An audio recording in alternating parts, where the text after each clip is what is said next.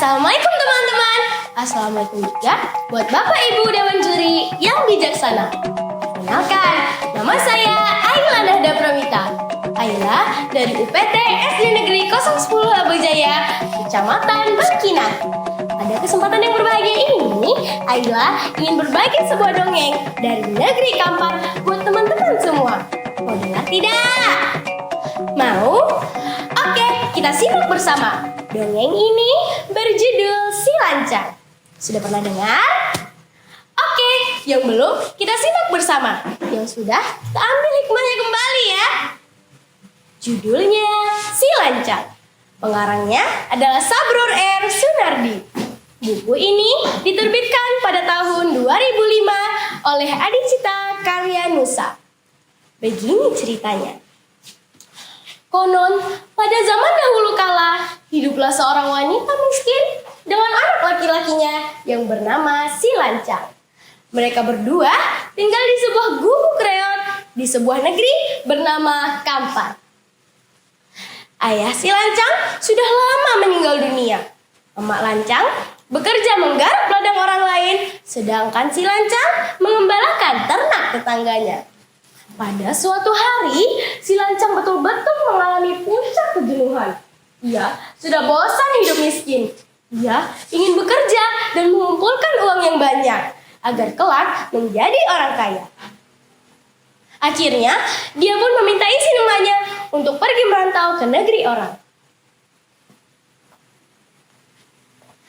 Mak, Lancang sudah tidak tahan lagi hidup miskin.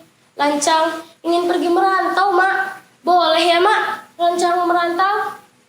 Walaupun dengan berat hati, akhirnya emaknya mengizinkan Si Lancang pergi.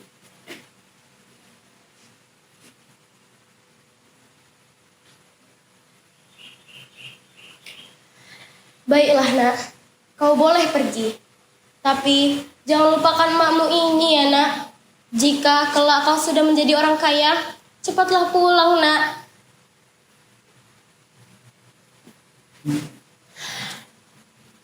Mendengar jawaban dari emaknya, Si Lancang meloncat-loncat kegirangan. Ia sudah membayangkan dirinya akan menjadi orang paling kaya di kampungnya. Emak Lancang hanya terpaku melihat Si Lancang meloncat-loncat. Ia tampak sedih sekali akan ditinggal oleh anak kesayangannya dan anak satu-satunya. Melihat ibunya sedih, Si Lancang pun berhenti meloncat-loncat lalu mendekati emaknya sambil menghibur emaknya. Jangan bersedih, Mak. Lancang pasti akan pulang, Mak. Jika Lancang nanti sudah kaya, Lancang pasti akan pulang. Emaknya pun menjadi terharu mendengar ucapan dan janji Si Lancang. Lalu si emak berkata, "Baiklah, Nak. Besok pagi-pagi sekali kamu boleh berangkat. Nanti malam emak akan membuatkan lumping doda, makanan kesukaanmu, untuk kamu makan di dalam perjalananmu nanti ya."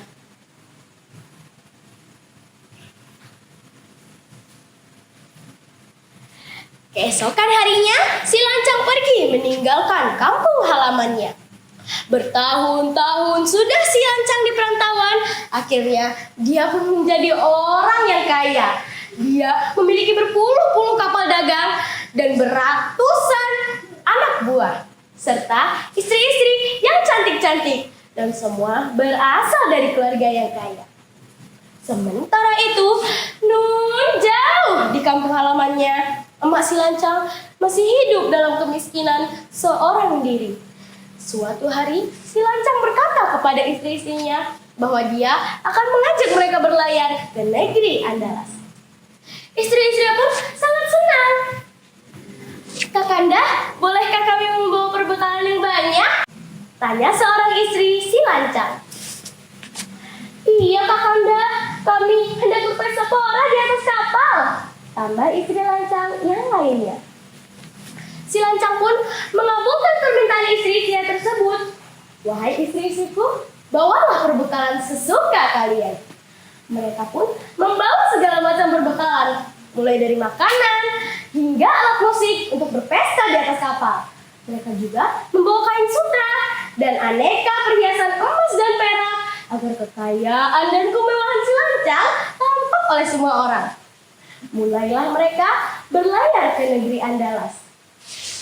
Sejak berangkat dari pelabuhan, seluruh penumpang kapal si Lancang berpesta pora. Mereka bermain musik, menari, dan menyanyi di sepanjang pelayaran. Akhirnya, kapal si Lancang pun merapat di tepi pelabuhan kampung halaman si Lancang. "Woi, kita sudah sampai!" teriak anak buah si Lancang. Penduduk di sekitar Sungai Kampar berdatangan melihat kapal megah si Lancang. Rupanya, sebagian dari mereka masih mengenal wajah si Lancang. "Wah, si Lancang rupanya dia sudah menjadi orang kaya," ucap guru mengaji si Lancang. "Megah sekali kapalnya. Dia sudah menjadi orang yang sangat kaya. Syukurlah kalau dia masih ingat kampung halamannya ini," kata teman si Lancang sewaktu dia kecil. Dia lalu memberitahukan kedatangannya si Lancang kepada emak si Lancang yang sedang terbaring sakit. Betapa senang hati emak si Lancang saat mendengar kabar anaknya datang.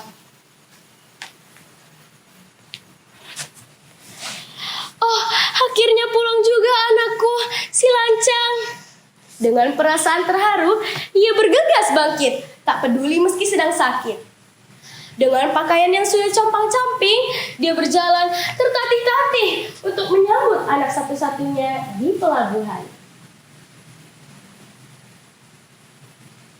Sesampainya di pelabuhan, emak si Lancang hampir tidak percaya melihat kemegahan kapal si Lancang, anaknya.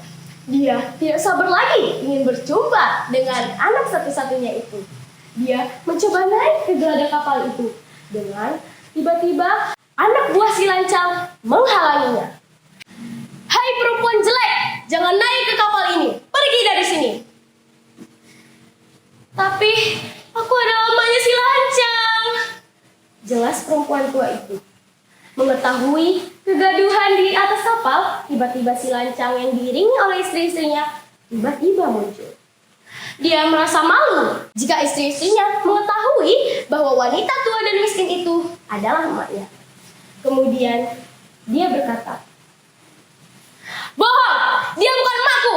Usir dia dari kapalku."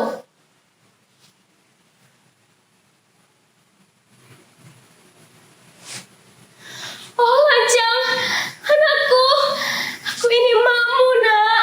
Mak sangat merindukanmu nak."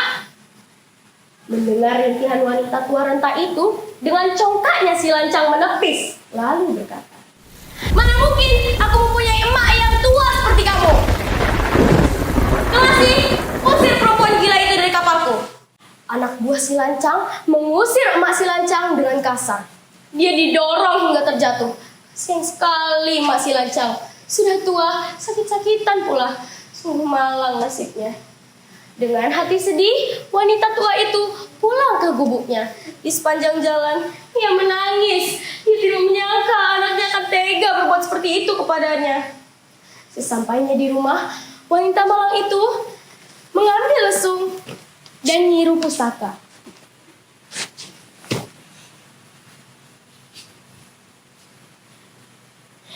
Ia memutar-mutari lesung itu dan mengipasinya dengan nyiru pusaka sambil berdoa.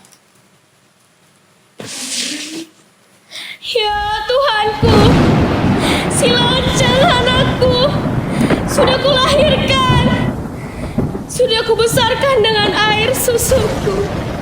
Tetapi saat dia sudah kaya, dia tidak mau mengakui aku sebagai emaknya. Ya Tuhanku, tunjukkanlah kekuasaanmu padanya." Dalam sekejap mata, tiba-tiba angin topan berhembus dengan dahsyatnya. Petir menggelegar, menyambar kapal si Lancang. Gelombang Sungai Kampar menghantam kapal si Lancang hingga hancur berkeping-keping. Semua orang di atas kapal itu berteriak kebingungan, sementara penduduk berlarian menjauhi sungai.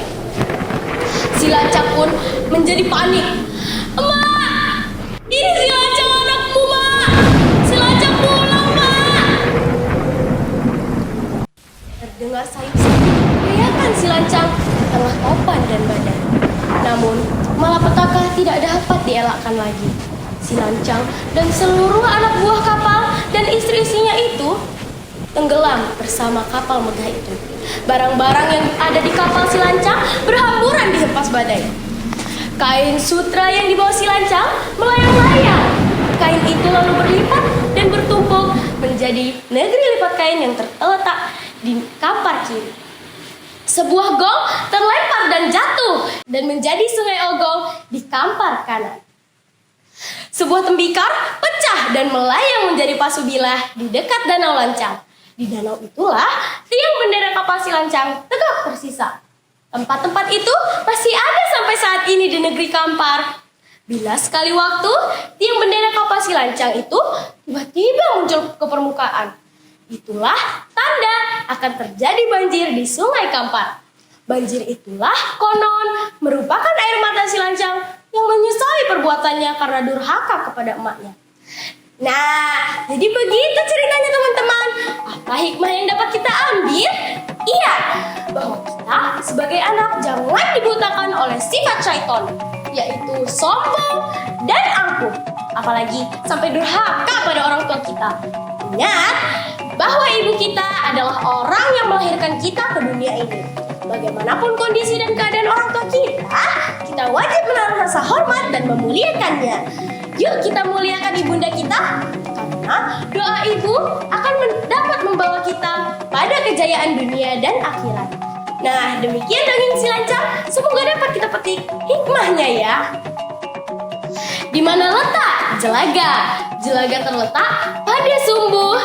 Di mana letaknya surga? Surga terletak di telapak kaki ibu. Ubur-ubur ikan lele, yang sayang ibu, anak yang berbakti le. Wassalamualaikum